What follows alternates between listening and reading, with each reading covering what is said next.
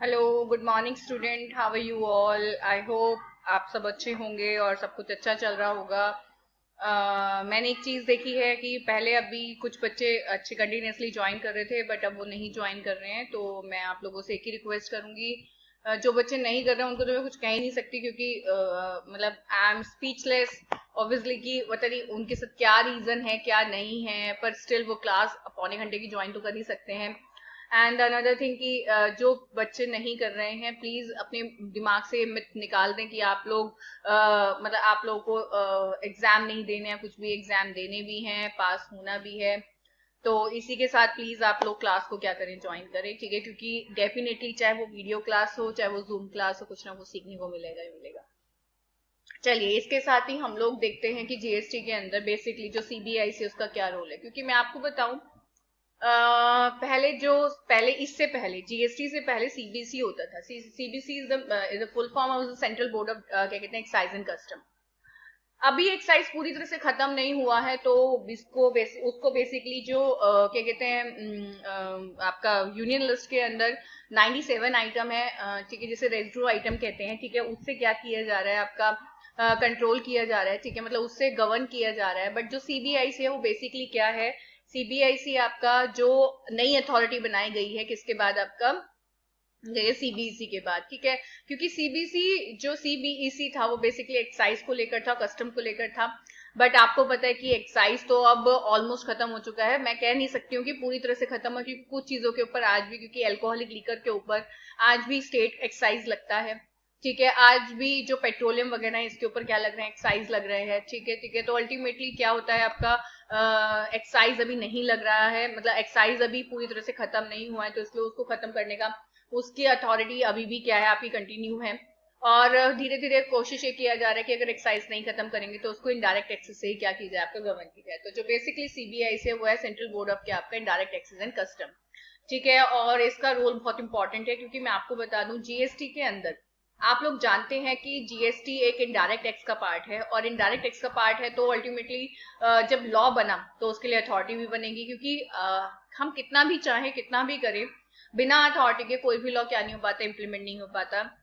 आप लोगों को हिरारकी मैंने बताई थी कि that definitely the law will be pass in the क्या आपका पार्लियामेंट, ठीक है, पार्लियामेंट में पास हुआ, पार्लियामेंट से इंप्लीमेंट होने के लिए किसके पास आया, आपका जो सेंट्रल गवर्नमेंट है उसके पास आया। And central government definitely give the power, ठीक है, टू द क्या आपका द मिनिस्ट्री। एंड आपको of course you definitely know about the क्या आपका मिनिस्ट्री, विच मिनिस्ट्री, ठीक है, हैंडल ऑल द क्या आपका tax issue, that is the क्या आपका फाइनेंस मिनिस्टर।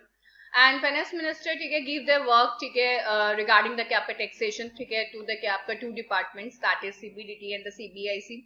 सीबीडीटी क्या कहते हैं आपका गवर्न ऑल द क्या आपका क्या कहते हैं, मतलब कवर्ड अंडर, मतलब इन द क्या आपका सीबी डीटी, ठीक है, कवर्ड ऑल द क्या आपका direct taxes, that is income tax and all, ठीक है। एंड इन द क्या आपका सीबीआईसी ऑल द क्या आपका इनडायरेक्ट टैक्सेस, दैट इज क्या कहते हैं जीएसटी, क्या कहते हैं और भी इनडायरेक्ट टैक्सेस हैं, ठीक है, और क्या आपका कस्टम एंड ऑल, ये सब क्या करता है, आपका गवर्न करता है। चलिए देखते हैं। Basically prominent closest custodian of central fiscal destiny in the क्या आपका रिलेशन टू डायरेक्ट टैक्सेस, तो मैंने आपको पहले ही बताया था सीबीसी का जो रोल है वो किसको लेकर है, सॉरी गाइज, सीबीआईसी का जो रोल है वो किसको लेकर है, आपका फिस्कल डेस्टिनी इन द क्या रिलेशन टू इनडायरेक्ट टैक्सेस, ठीक है, role in policy making, drafting of GST law, rules and procedure, ठीक है, रूल्स एंड प्रोसीजर, क्योंकि देखिए सीधी सी बात, जब अथॉरिटी को काम दिया जाता है तो अथॉरिटी का काम होता है उस जो काम उसको दिया गया उससे रिलेटेड सारे फंक्शंस को प्रॉपर तरीके से क्या करना, आपका रन करना। तो प्रॉपर तरीके से रन करने के लिए देयर इज ओनली क्या आपका two things required, one is क्या आपका rules and that is the क्या, सेकंड इज द क्या आपका इम्प्लीमेंटेशन ऑफ रूल प्रॉपरली। आगे मेरी बात समझ में कि रूल्स बनाना ही क्या नहीं होता, सफिशिएंट नहीं होता, बल्कि उसका इम्प्लीमेंटेशन भी जरूरी होता है, क्योंकि you know very well the Indians के ऊपर जब तक थोपा नहीं जाता है, उनके ऊपर रूल्स को फॉलो करवाने के लिए पेनल्टीज एंड पनिशमेंट नहीं रखी जाती, तब तक वो रूल्स को फॉलो नहीं करते। हमारे यहाँ अपने आप ही बहुत सारी ऐसी क्या है कमियां हैं जिसकी वजह से हमें उनके साथ स्ट्रिक्ट होना पड़ता है। तो बेसिकली एक तरह से देखा जाए जो सीबीआईसी है वो एक कस्टोडियन है पूरे के पूरे लॉ का। Role in the policy making unit definitely कि लॉ को इम्प्लीमेंट करने के लिए क्या पॉलिसी होनी चाहिए वो, है ना, जिसमें जीएसटी लॉ को ड्राफ्ट करने में बहुत जबरदस्त रोल है। रूल्स एंड प्रोसीजर्स को क्या कहते हैं रिगार्डिंग द क्या सीजीएसटी, कि सीजीएसटी किन किन चीजों की अगर इंटर स्टेट सप्लाई होगा तो क्या कहते हैं सीजीएसटी लगेगा। अगर क्या कहते हैं इंटर स्टेट होगा तो IGST लगेगा, और अगर यूनियन टेरिटरी में कोई भी क्या होगी ट्रांजेक्शन होगी तो क्या लगेगा आपका UTGST लगेगा।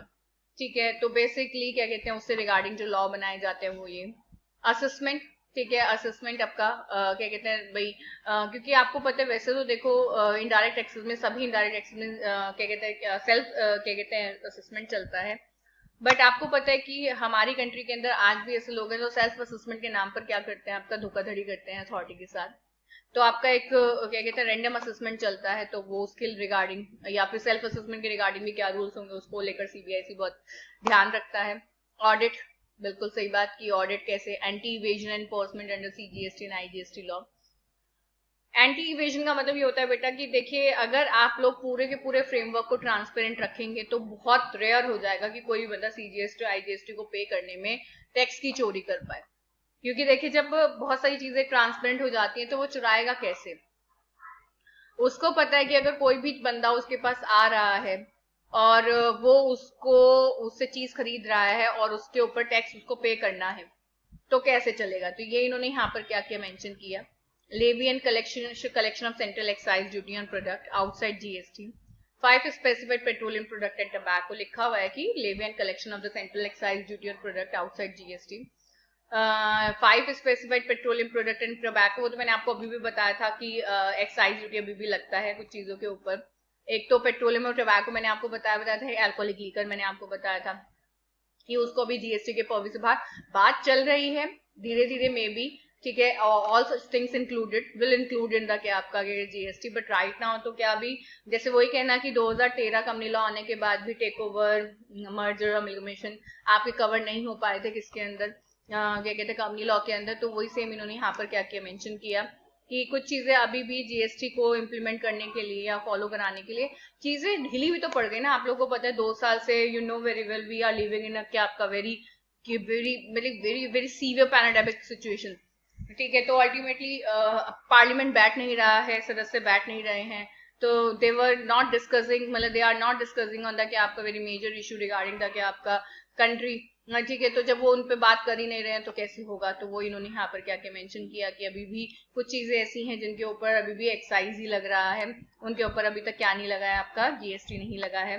लेवी और कलेक्शन ऑफ कस्टम ड्यूटी, बिल्कुल सही बात है, क्योंकि देखिए सीधी सी बात है, अगर इम्पोर्ट एक्सपोर्ट करेंगे तो कस्टम ड्यूटी तो यू हैव टू पे ना। ठीक है, तो वो उसके लिए भी क्या है CBIC क्या करता है, रोल प्ले करता है। Develop linkage of CBEC GST system with the GST, बिल्कुल सही बात है, क्योंकि देखिए मैंने आपको बताया, मैंने हर उसमें यही बताया आप लोगों को कि CBIC ही हर चीज के लिए क्या है आपका लिंकेज क्रिएट करता है। ठीक है, तो अल्टीमेटली पहले CBEC था, अब इसको कन्वर्ट करके CBIC में मतलब नाम चेंज कर दिया। ऑल सच थिंग्स तो वही रिमेन्स द सेम, हर चीज तो अभी भी सेम है, बट स्टिल कुछ चीजें हैं जो आपकी क्या हो चुकी हैं, आपकी चेंज हो चुकी हैं इसके अंदर। और GST सिस्टम के अंदर तो GST एंड आप लोगों को भी मैंने पीछे डिस्कस किया ही है। एंड आपको पता है कि जब चीजें क्या होती हैं आपकी थोड़ी सी टिपिकल होती हैं और नहीं होती हैं, तो we have to give the training to our officials. क्योंकि देखिए सीधी सी बात है, जब कोई चीज आपकी पूरे इंटायर इंडिया में पूरी क्या कहते हैं वर्चुअली एप्लीकेबल होती है और उसके प्रोटेस्ट भी होते हैं लोग उसके ऊपर।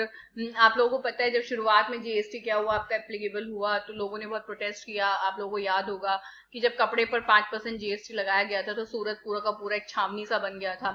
आगे मेरी बात समझ में, तो वो यही इन्होंने यहाँ पर क्या क्या एक्सप्लेन किया कि जब चीजों को क्या किया जाता है आपका समझा जाता है, उसका हम लोगों को मतलब पूरी तरह से पता नहीं होता, और हम लोग केवल ऊपर ऊपर की चीज को समझ के ही सोचते हैं कि हमें क्या करेगा, गलत तरीके से अफेक्ट करेगा।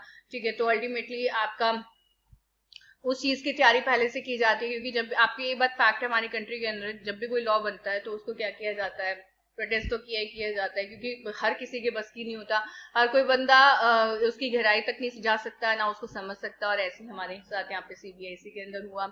तो वो ये है कि कुछ चीजें जब लॉ के अंदर बनी तो अल्टीमेटली वो समझ के बाहर थी, तो उससे पहले ट्रेनिंग देकर ऑफिसर्स को उस चीज के लिए क्या किया गया, आपका मतलब माइंड मेकअप किया गया कि आपके साथ आपको ये चीज भी देखनी पड़ सकती है, ये चीज भी देखनी पड़ सकती है, और दोनों लेवल पर, सेंट्रल लेवल पर भी और स्टेट लेवल पर भी। ठीक है, तो इसके साथ ही बच्चों वी शुड ओवर क्लास। ठीक है, और definitely we will meet in the क्या आपका नेक्स्ट क्लास है ना। ठीक है, और मैं दोबारा से ये बोलूंगी कि प्लीज आप लोग क्लास को रोज ज्वाइन करें, और ज्वाइन करने से आप ही का भला होगा, हमारा भला नहीं होगा, क्योंकि हमें तो आते ही तभी हम आपको पढ़ा रहे हैं, है ना। ठीक है, चल इसके साथ ही बाय गाइस, टेक केयर।